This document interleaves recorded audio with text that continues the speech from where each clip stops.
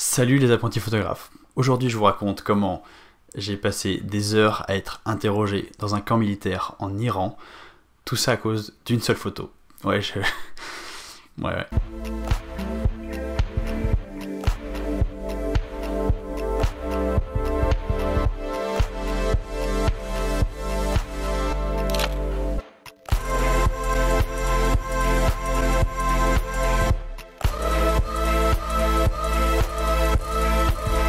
L'histoire d'aujourd'hui est complètement folle, mais je vous assure que tout est vrai, vraiment 100% est vrai, j'invente rien. Et bien évidemment, tout est bien qui finit bien à la fin, sinon je serais pas là pour vous le raconter avec le sourire. Mais c'est une histoire que je trouve intéressante parce qu'elle est en rapport avec la photo, elle est en rapport avec le rapport que les gens entretiennent à la photo dans différents pays. Bref, ça peut être quelque chose qui peut vous être utile et qui peut vous aider, mais c'est surtout aussi une histoire dingue qui est assez drôle à raconter. Attention, à part quelques-unes, toutes les photos que je vais mettre en illustration de cette histoire sont des photos prises également en Iran ce même été, mais pas forcément au même endroit, parce que, comme vous allez le comprendre assez vite, c'est pas une situation dans laquelle j'ai pu faire beaucoup de photos. On est en 2013 en Iran, je suis avec mon pote Antoine, et on voyage en Iran en stop. Donc on se met sur le bord de la route, on arrête les voitures, on se balade d'un endroit à un autre. On n'est pas là pour voir des trucs précisément, on est là pour aller à la rencontre des Iraniens, des gens. Donc on se balade un petit peu, pas au hasard, mais presque. On cherche pas à trouver d'hôtel, on cherche à dormir chez les gens. Parfois on dort aussi dehors quand on trouve pas des gens chez qui dormir. Bref, c'est un voyage un peu route, mais c'est quand même un voyage super cool, j'ai des très bons souvenirs. Pour ce voyage, on est parti de Téhéran et on descend progressivement vers le sud, parce qu'on a une envie, c'est de se baigner dans le golfe Persique. Donc on finit par arriver sur le golfe Persique, on se baigne, et on décide de repartir tranquillement vers le nord. On reprend le stop et on arrive en fin de journée, vers à peu près 18h je crois, dans une petite ville qui s'appelle Omidyeh. Donc il est encore tôt, je viens de dire, hein, il est 18h. Nous on vient de passer une bonne partie de la journée assis dans des voitures, dans des camions, écrasés par la chaleur, et là c'est pile le moment de la journée, il commence à faire plus frais. 18h c'est le moment où ça commence à devenir vivable, très sympa, parce que le sud de l'Iran c'est une fournaise incroyable, il fait très chaud. Il faisait aux alentours de 50 degrés, donc vraiment c'était horrible. Là, 18h, c'est le moment où ça devient sympa. Du coup, on se dit, avec mon pote Antoine, on va aller faire quelques courses, s'acheter un bout de pain, un bout de fromage et un fruit, et on va aller marcher un petit peu, parce que c'est vraiment une petite ville, donc on est très rapidement dans la nature. On va aller marcher un petit peu, parce qu'il y a quelques montagnes ici, ça a l'air sympa. Si on se débrouille bien, on va réussir à être en haut pour pique-niquer devant le coucher du soleil, ça va être super beau. Puis ensuite, on redescendra tranquillement à la nuit tombante pour chercher un endroit où dormir. Ça nous paraît un super plan. Donc on fait ça, on commence par aller dans un shop, on achète plein de trucs et tout, on met ça dans notre sac à dos et on commence à marcher. On sort de la ville très rapidement, on se retrouve sur une petite route, une route assez large, hein, il y a des voitures qui peuvent passer, qui montent à flanc de montagne, et donc on marche tranquillement. Il faut savoir qu'à ce moment-là, c'est le début du moment où je commençais à vraiment bien kiffer la photo, donc j'avais toujours mon appareil photo sorti, il est en bandoulière autour de mes épaules, il tape là devant, sur le bide, et donc là pendant que je marche, j'ai mon appareil photo à mes côtés, et on marche tranquillement, on discute, on commence à escalader la montagne. Pour vous donner une petite idée, en Iran, à cet endroit-là, il y avait vraiment très peu de végétation, c'est très rocailleux, c'est très ocre comme ton, c'est vraiment c'est très minéral quoi, c'est très joli et surtout c'est très différent de ce qu'on a chez nous, donc moi ça me plaisait beaucoup, j'étais très content de faire cette mini randonnée entre guillemets. Mais le fait qu'il n'y ait aucune végétation, ça fait qu'on voit aussi les gens arriver de très loin. Et très rapidement, au bout de un quart d'heure, 20 minutes de marche, on voit arriver un véhicule, ça fait beaucoup de poussière, on le voit arriver de loin, donc c'est un gros pick-up qui finit par s'arrêter juste à côté de nous. Le gars du pick-up fait signe qu'il veut nous parler, donc nous, très contents, on va lui parler. Bien évidemment, il ne parle pas anglais, il commence à nous faire signe de monter dans le pick-up. Nous, on comprend pas trop pourquoi, mais il est insistant, il dit vraiment monter dans le pick-up, et nous, comme on est en voyage en mode un petit peu route, c'est qu'on est content d'aller avec le flow là où nos pas veulent bien nous mener, on dit pas ok, on monte, on va voir où il veut nous emmener. On sent que le chauffeur est pas très hyper friendly quoi, il est pas hyper agréable, il est pas hyper ouvert, mais bon il nous a fait monter et nous on est prêt à le suivre. Donc on est dans le coffre du pick-up et nous on pensait un petit peu naïvement que le pick-up voulait nous emmener en haut de la montagne pour nous faire gagner du temps. Et en fait nous on voit le pick-up faire demi-tour et redescendre la montagne. Donc là on est un peu déçu, un peu perplexe, mais bon on se dit c'est pas grave, c'est la vie, on va voir un petit peu où on va. Au bout d'une dizaine de minutes, le pick-up arrive dans ce qui ressemble à être une station de police, un commissariat. On comprend pas pourquoi on est là, on nous fait descendre du pick-up, la personne nous fait descendre du pick-up, nous fait entrer dans le commissariat et nous on commence à poser des questions, comme personne parle anglais c'est beaucoup avec les mains, on nous fait signe de nous asseoir et c'est tout. On reste assis, on attend que ça se passe, c'est vraiment des situations, c'est difficile à comprendre quand on n'a jamais été dans ce genre de situation, mais moi qui ai beaucoup voyagé, ça m'est arrivé régulièrement. Pas toujours dans des commissariats de police, mais des situations où tu comprends pas pourquoi t'es là, tu comprends pas ce qui se passe et t'es un petit peu perdu. Mais c'est pas grave parce que tu dis bon, bah comme je comprends pas, j'attends de voir ce qui se passe. Voilà, c'est une situation qui m'est déjà arrivée régulièrement, mais qui est quand même toujours un peu amusante, un peu... On est complètement paumé quoi. Et donc là on attend dans ce commissariat, on est posé sur 2 sièges, et on attend de savoir ce qui va se passer. Une fois de temps en temps on dit aux gens... qu'est-ce qui se passe, est-ce qu'on pourrait avoir des infos, mais on nous répond pas. Et au bout d'un moment, il y a 3 policiers qui arrivent, qui viennent nous voir, qui nous font nous lever, et qui nous font ressortir du commissariat et monter dans une voiture de police. On comprend toujours pas, mais bon, c'est pas grave, on suit, parce que de toute façon, on peut pas faire grand chose d'autre, c'est la police, qu'est-ce que vous voulez qu'on fasse face à la police qui ne parle pas anglais, pas un seul mot d'anglais. Là, on se retrouve, donc avec mon pote Antoine, tous les deux à l'arrière d'une voiture de police, avec 2 policiers à l'avant et un policier entre nous deux, et on comprend pas pourquoi on est là. Et à ce moment-là, il y a eu vraiment un épisode à la fois énorme et un peu effrayant, vraiment très drôle, parce que nos regards se sont croisés avec Antoine, et on a tous les deux lu dans le regard de l'autre, mais qu'est-ce qu'on fout là, cette situation est absolument absurde, c'est vraiment incroyable, mais je ne comprends pas quoi, pourquoi je suis là. Et du coup, on a eu tous les deux un gros fou rire, on a vraiment explosé de rire, d'absurdité de cette situation. On est dans une voiture de police, ça fait déjà 2 heures qu'on a été pris par un mec, on sait pas pourquoi, on sait pas où on va, bref, on n'avait pas peur, on n'était pas effrayés parce qu'on savait rien à se reprocher, mais c'était vraiment l'absurde qui prévalait, on disait mais qu'est-ce qu'on fout là. Et du coup on a eu un gros fou rire qui a explosé genre tous les deux en même temps, mais c'est à ce moment là que le policier qui était sur la place passager à l'avant, qui était sans doute le gradé, s'est retourné et nous a hurlé dessus un truc qu'on n'a pas compris, parce que c'était en farci, mais il nous a hurlé dessus. J'imagine qu'il y a dû un truc comme taisez-vous, arrêtez de rire, mais bref, ça nous a immédiatement remis à notre place, et là on s'est aperçu qu'on était quand même dans une situation un peu compliquée, qu'on savait pas trop où on allait, et qu'on savait pas trop comment ça allait finir, et c'est juste à ce moment-là que on est passé très très rapidement du rire à... c'est chaud quoi. Voilà, vous voyez ce que je veux dire. On rigolait moins d'un coup, on s'est dit peut-être qu'on est dans la merde, mais c'est drôle parce qu'on a mis vraiment ces 2 heures là à réaliser qu'on était dans la merde. Au bout de 1/4 d'heure, 20 minutes de route, on arrive devant une grande porte très grillagée, des barbelés partout, des militaires devant, donc on se dit tiens ça doit être un camp militaire. On entre, on est déposé ici, on nous demande de descendre, et quelqu'un, un militaire qui vient nous chercher et qui nous emmène à l'intérieur. Quand on entre à l'intérieur du camp, on est installé dans une petite pièce d'interrogatoire, et quelqu'un prend mon sac et mon appareil photo. Mon pote Antoine il a pas de sac, on a juste un sac pour 2, et qu'il pose un petit peu plus loin. Donc le sac il est posé un petit peu plus loin, et l'appareil photo il est posé sur la table d'interrogatoire. Là on commence vraiment à se dire, ça sent le sapin, je sais pas comment ça va finir, mais on est un peu dans la merde. Et là, on se retrouve face à quelqu'un qui parle un petit peu d'anglais, mais vraiment un petit peu. Et je pense, a posteriori, que c'est pour cette raison qu'ils nous ont transférés de la station de police au camp militaire, c'est parce qu'il y avait un gradé militaire qui parlait un petit peu d'anglais, alors qu'il n'y avait aucun policier qui parlait anglais. Je pense que c'est pour ça, parce que je ne vois pas sinon d'autres explications. Toujours est-il que on est face maintenant à quelqu'un qui parle un tout petit peu d'anglais. Mais quand je dis un tout petit peu, c'est niveau 5e, hein. C'est vraiment très basique, mais au moins il y a une communication qui est possible. Là, on fait moins les malins, on est en train de se demander qu'est-ce qui va se passer, il doit déjà être 20h30, quelque chose comme ça. Et on se demande surtout pourquoi on est là, et quand on sait pas pourquoi on est là, on sait pas comment on va faire pour pouvoir en sortir. Et là, l'interrogatoire commence. Pendant ce début d'interrogatoire, l'officier qui nous interroge, il est très fermé, il est très agressif dans ses questions. On sent qu'il est pas là pour rigoler, on sent qu'il est pas content d'être là parce qu'il a sans doute dû être réveillé parce que c'était le seul officier qui parlait anglais ou quelque chose comme ça.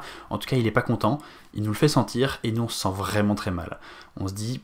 oh putain, où est-ce que ça va finir cette histoire? On commence à se rendre compte que si jamais on est gardé dans un camp, on n'a aucun moyen de le dire à qui que ce soit, prévenir nos familles, prévenir machin, personne ne sait où on est, parce que comme on est en stop, nous-mêmes on sait pas où on sera 2 heures après, donc c'est hyper difficile de transmettre un itinéraire à qui que ce soit.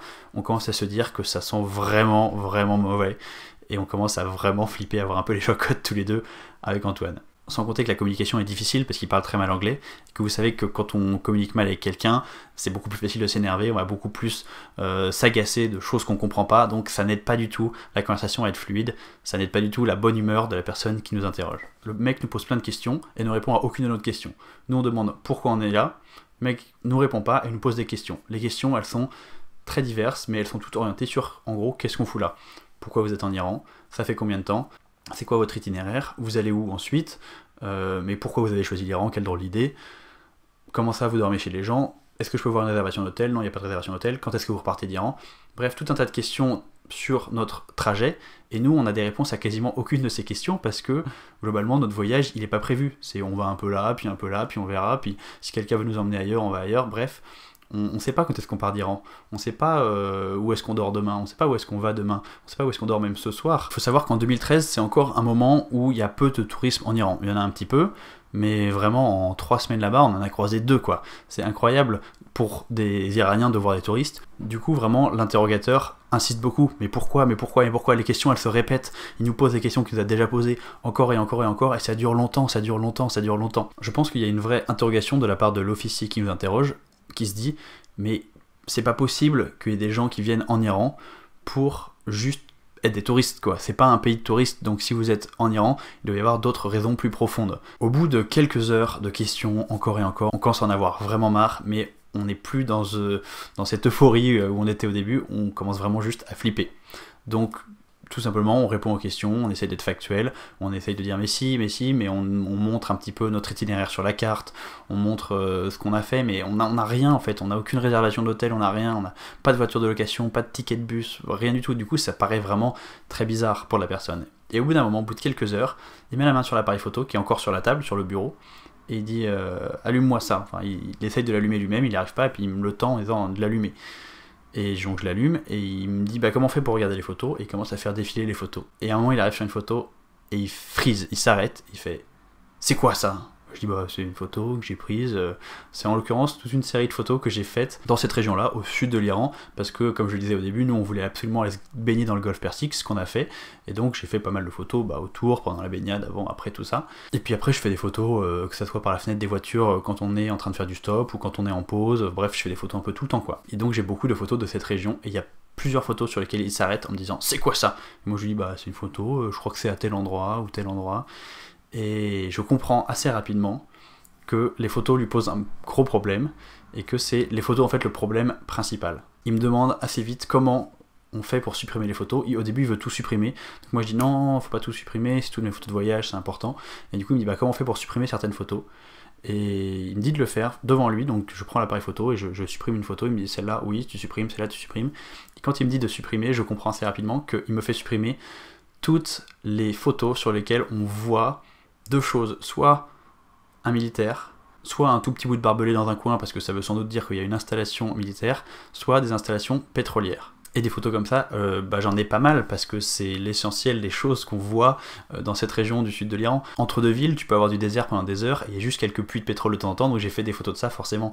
Et ces photos-là l'énervent beaucoup, et il me dit tu supprimes ça, tu supprimes ça, tu supprimes ça. Donc je me retrouve à supprimer toutes les photos incriminées. Et en fait avec mon pote Antoine, on finit par comprendre que la petite montagne sur laquelle on avait décidé d'aller pique-niquer, c'est en fait un endroit, un champ pétrolifère, donc sur lequel il y a des installations pétrolières. Les installations pétrolières, c'est des choses qui sont considérées comme stratégiques en Iran, et donc ils avaient peur qu'on soit des espions venus faire des photos des installations pétrolières pour une puissance étrangère. C'est ce qui s'est passé, c'est ce qu'on a compris à ce moment-là, et ça nous a été confirmé petit à petit après dans la discussion. Et donc on s'est dit, ah ouais, donc le mec pense qu'on est des espions, donc effectivement, l'appareil photo, ça la fout vraiment mal. Il veut vraiment regarder toutes les photos, donc la suppression des photos une par une, ça dure assez longtemps, mais finalement, au bout de je sais pas combien de temps, c'est fini, il n'y a plus de photos qui le dérangent, et donc, subitement, il se détend vachement. Il avait un visage très fermé, il nous posait des questions un peu en mode vénère, tout ça, et subitement, il devient souriant, et il dit, ah bah voilà, et puis voilà, c'est fini quoi. Il commence à nous discuter comme si on était des copains. Bah vous avez prévu quoi après? Mais c'est devenu hyper sympa, hyper cool. Il y a un des militaires qui était là qui va fumer. Il y a mon pote Antoine qui lui dit je peux te taxer une clope. Ils vont fumer ensemble dehors. Bref, d'un coup, l'atmosphère devient toute légère, comme si en gros il avait compris en voyant qu'on n'avait pas trop poussé pour garder les photos, qu'il avait bien pu supprimer tout ce qu'il fallait. Il avait compris d'un coup qu'on était juste des petits touristes et pas des espions. Et donc, pouf, subitement, tout va bien. Et moi, genre, j'ai pas réussi à être soulagé à ce moment-là, parce que je me dis, tant que je suis pas sorti de ce camp, je suis encore tendu. Donc je discute un peu, je réponds à ses questions pour être aimable et tout ça, et je lui demande quand est-ce qu'on peut y aller. Antoine revient de sa pause clope, et il finit par nous dire, bah c'est bon, vous pouvez y aller. On dit, bah vous pouvez y aller, vous nous ramenez quelque part. Non, vous pouvez y aller. Ok, donc on prend le sac à dos, je reprends mon appareil photo, on sort, quelqu'un nous ouvre la porte, referme la grille derrière nous, et là on regarde l'heure qu'il est, il est minuit et demi, donc ça fait plus de 6 heures qu'on est interrogé, trimballé d'un endroit à un autre, dans un camp militaire. On est hyper soulagé d'être sorti, parce que même si au début on rigolait, pendant l'interrogatoire, on a commencé un peu à vraiment flipper, à se dire putain mais on va jamais s'en sortir, c'est incroyable. Et là, subitement, c'est fini. Ils ont décidé que c'était ok, ils nous laissent sortir, et nous on se retrouve dehors, au milieu de la nuit, on sait pas où on va dormir, on est dans un quartier qui est mort, il n'y a pas un chat, mais bon, au moins on est libre, et c'est fini. Et voilà, l'histoire se finit là, c'est hyper abrupt, je sais, mais c'est comme ça qu'on l'a vécu, c'était hyper abrupt. Une minute, on est interrogé, on se demande comment ça va finir, et si on va pas finir nos jours dans une tôle en Iran, et puis 10 minutes après, on est dehors, et puis tout va bien, et puis voilà, on s'occupe plus de nous. Donc c'était vraiment assez incroyable comme expérience. Je vais pas vous raconter la suite de la nuit parce que c'est hors sujet, mais ça reste une des nuits les plus folles de ma vie. On a été accueillis chez des gens, on s'est mis une tôle avec de l'alcool, de contrebande frelatée dans des bouteilles en plastique, et après c'est parti en fumage d'opium au petit déjeuner, enfin bref, c'était n'importe quoi, on s'est vraiment retrouvé dans une situation de dingue, mais ça c'est une histoire qui n'a pas de rapport avec la photo, donc que je vais pas raconter en détail. Mais pour revenir sur l'histoire qui nous intéresse, c'était absolument dingue parce que l'appareil photo a été vu comme une menace. Le fait qu'on soit en train de marcher sur un champ pétrolier ou champ pétrolifère, je sais même pas trop comment on dit, aurait pas forcément été un problème si j'avais pas eu un gros appareil photo en bandoulière. Le gros appareil photo est vraiment à mon avis ce qui a déclenché le fait que quelqu'un est venu nous chercher, on a été repéré de loin, la personne a vu l'appareil photo, s'est dit ok il y a un souci, et donc c'est pour ça qu'on a été dans la merde à cause de la photo. J'ai pensé un tout petit instant pendant l'interrogatoire à essayer de négocier pour pas me faire supprimer les photos parce que je voulais les garder en souvenir et que c'était précieux pour moi des souvenirs, mais je me suis vraiment dit ça ne vaut pas le coup, ce ne sont que des photos. Même si c'est des photos qui ont du coup une histoire plutôt marrante, ce ne sont que des photos. La chance que j'ai eue, c'est que en supprimant une photo, en voulant supprimer une des photos, j'ai même pas fait exprès, au lieu de cliquer sur OK, j'ai cliqué sur suivant, et du coup j'ai pas supprimé la photo, et donc c'est pour ça qu'il me reste une photo, cette photo-là que je peux vous montrer, que je vous ai mis déjà en illustration plusieurs fois pour vous donner une idée, mais c'est la seule photo qui reste, parce que j'ai pas fait exprès de pas la supprimer, mais vraiment j'étais en mode, bah non c'est pas grave, je supprime, parce que là je suis trop en flip de me retrouver à passer ma vie dans une tôle en Iran. C'est drôle comme la photo, dans certains pays, peut cristalliser des tensions. La photo peut être synonyme d'espionnage, peut être synonyme de voyeurisme, peut être synonyme de fait de prendre des informations. Donc voilà, c'est pour ça que je trouvais ça sympa de vous partager cette histoire aujourd'hui, et puis aussi parce que c'est juste complètement dingue quoi. Tu commences à te faire une petite balade, tu te balades dans un coin, et tu te retrouves interrogé pendant des heures et des heures dans un camp militaire au milieu de la nuit, enfin bref, c'est vraiment n'importe quoi cette histoire. Ça nous est arrivé 2-3 autres fois où on a été abordé par des militaires qui nous ont posé pas mal de questions quand on était en Iran, mais jamais de manière aussi intense, de manière aussi flippante. Voilà pour la vidéo d'aujourd'hui. C'est pas du tout un tuto, c'est juste une vidéo où je vous raconte une anecdote sympa en rapport avec la photo. C'est la 3e vidéo de la série L'histoire derrière la photo. Allez voir les 2 premières si ça vous intéresse, parce que je raconte des histoires assez marrantes que vous aurez sans doute, je pense, envie d'entendre. Si vous voulez voir plus de mes photos de voyage, vous pouvez me suivre sur Instagram @paul_napo. Et si vous voulez continuer à progresser en photo, si vous voulez apprendre à être créatif, j'ai créé un guide qui s'appelle Devenez un meilleur photographe en 12 semaines, qui est un guide de 12 exercices créatifs qui vont vous faire avancer en photo. Donc vous pouvez le télécharger gratuitement en cliquant sur le lien dans la description. Nous on se retrouve la semaine prochaine pour un tuto, cette fois ce sera un vrai tuto, pas juste une histoire où je raconte ma vie. Salut!